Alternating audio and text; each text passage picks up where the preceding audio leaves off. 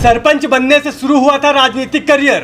13 चुनाव और 5 बार सीएम, कई बार गए जेल। वो सरपंच जो बना पंजाब का सीएम, राजनीति के पितामह जिनके पीएम मोदी भी छूते थे पैर। वो सीएम जिन्हें पंजाब की राजनीति का बीज पितामह कहा जाता था, जिन्होंने अपने राजनीतिक तजुर्बे से करीब 7 दशकों तक पंजाब की मिट्टी को सींचा, अब अपने अंतिम सफर के लिए तैयार हैं। आजादी के ठीक बाद पंजाब की सियासत में कदम रखने वाले राज्य के 5 बार के मुख्यमंत्री प्रकाश सिंह बादल इस दुनिया को अलविदा कह चुके हैं। उनका 25 अप्रैल 2023 को 95 साल की उम्र में निधन हो गया। बादल देश की राजनीति के सबसे बुजुर्ग नेता थे। पंजाब के पूर्व मुख्यमंत्री प्रकाश सिंह बादल के राजनीतिक कद का अंदाजा इस बात से लगाया जा सकता है कि प्रधानमंत्री नरेंद्र मोदी भी सार्वजनिक मंच पर उनके पैर छूते थे। 13 बार लड़ा विधानसभा चुनाव। प्रकाश सिंह बादल 2022 में पंजाब विधानसभा चुनाव के दौरान राज्य में सबसे उम्रदराज उम्मीदवार थे, लेकिन दिवंगत सांसद जगदेव सिंह खुदियान के बेटे गुरमीत सिंह खुदियान से चुनाव हार गए थे। यह बादल का 13वां विधानसभा चुनाव था। चुनाव परिणामों के बाद बादल राजनीतिक रूप से कम सक्रिय हो गए थे। गौरतलब है कि बादल इससे पहले भी कई रिकॉर्ड बना चुके थे। वह 1970 में राज्य के सबसे कम उम्र के मुख्यमंत्री भी बने, लेकिन साथ ही वह 2012 में सबसे उम्रदराज मुख्यमंत्री भी बने।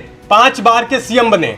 8 दिसंबर 1927 को पंजाब के फाजिलिका जिले के अबुल खुराना गांव में जन्मे बादल ने आजादी के वर्ष 1947 में शिरोमणि अकाली दल के सदस्य के रूप में अपना राजनीतिक जीवन शुरू किया था। बादल अपने राजनीतिक जीवन में 5 बार पंजाब के मुख्यमंत्री बने। उन्होंने पहली बार 1970 से 1971 तक, फिर 1977 से 1980 तक, उसके बाद 1997 से 2002 तक तीसरे कार्यकाल, और फिर 2007 से 2012 और 2012 से 2017 तक कुल 5 बार मुख्यमंत्री पद संभाला। प्रकाश सिंह बादल 1977 में प्रधानमंत्री मोरारजी देसाई की सरकार में केंद्र कृषि एवं सिंचाई मंत्री भी रहे। पीएम मोदी के पैर छूने पर क्या बोले थे बादल? साल 2019 के लोकसभा चुनाव के दौरान भी पीएम मोदी ने प्रकाश सिंह बादल के पैर छुए थे। दरअसल पीएम मोदी वाराणसी लोकसभा क्षेत्र के लिए अपना नामांकन पत्र दाखिल करने के बाद शिरोमणि अकाली दल के संरक्षक प्रकाश सिंह बादल के पैर छुए, जिसकी बहुत चर्चा हुई थी। इस दौरान बादल ने पीएम मोदी की तारीफ करते हुए कहा था, हिंदुस्तान के लोगों को यह सोचना है कि हमारा पीएम कौन हो, मोदी साहब के मुकाबले में कौन हो सकता है। ये जो गांधी हैं, ये जो जैसे हाथी और घोड़े का फर्क होता है, इतना फर्क है। सरपंची से शुरू हुआ राजनीतिक करियर। प्रकाश सिंह बादल का जन्म 8 दिसंबर 1927 को पंजाब के भटिंडा के एक जमींदार किसान परिवार में हुआ। प्रकाश सिंह बादल की शुरुआती शिक्षा घर पर ही हुई। उनकी हाई स्कूल की पढ़ाई मनोहर लाल मेमोरियल स्कूल से हुई। फोरमैन क्रिश्चियन कॉलेज से उन्होंने ग्रेजुएशन की डिग्री हासिल की। राजनीति में उनकी एंट्री 1947 में जब हुई, वे अपने गांव के सरपंच चुने गए। 1957 में वे भारतीय राष्ट्रीय कांग्रेस के सदस्य के रूप में पंजाब विधानसभा के लिए चुने गए। कुछ साल बाद पंजाब के मुख्यमंत्री के साथ मतभेदों को लेकर उन्होंने पार्टी छोड़ दी। क्षेत्रीय दलों पर दिया जोर। 1967 के राज्य विधानसभा चुनाव में हारने के बाद बादल ने पद छोड़ दिया। 1969 में जीतने के बाद वे राज्य की शिरोमणि अकाली दल के नेतृत्व वाली सरकार में शामिल हुए। वो शिरोमणि अकाली दल के प्रमुख रहे। वो 1970 में जब 43 साल के थे तब पंजाब के सबसे युवा मुख्यमंत्री बने।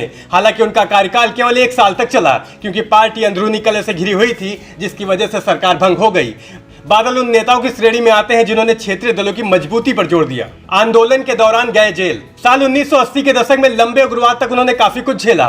वे स्वायत्तता की मांग को लेकर सिख आंदोलन के दौरान जेल भी गए। इसके अलावा अकाली दल का भी हिस्सा रहे।